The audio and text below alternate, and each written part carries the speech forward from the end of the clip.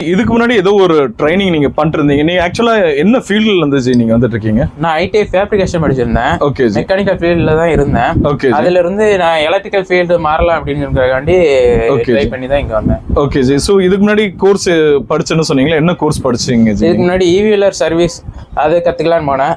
ஈவினா electric vehicle. Electrical vehicle service கத்துக்கலாம். Okay. அது எத்தனை நாள் கோர்ஸ் ஜி? அது 3 நாள் கோர்ஸ். Okay G. சோ அதுல உங்களோட கசப்பான எக்ஸ்பீரியன்ஸ் எனக்கு ஷேர் பண்ணீங்களா? அது என்ன ஜி நீங்க? ஈவெல்லர் கோர்ஸ் ஜாயின் பண்ணேன்.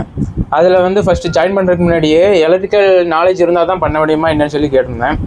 அவங்க சொல்லியிருந்தாங்க இதுக்கு எலக்ட்ரிக்கல் நாலேஜ் எதுவும் தேவையில்லை, நாங்கள் எல்லாமே சொல்லிக் கொடுப்போம் அப்படின்னு சொல்லியிருந்தாங்க.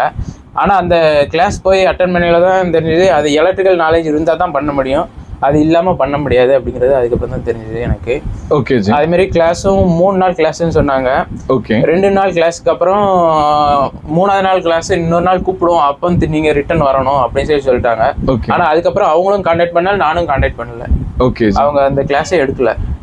ஸோ இப்போ நம்மளோட இதில் 3 நாள் கிளாஸ் எடுத்தோம்ல, என்ன டைமிங் நம்ம வந்து எடுத்திருக்கோம் உங்களுக்கு?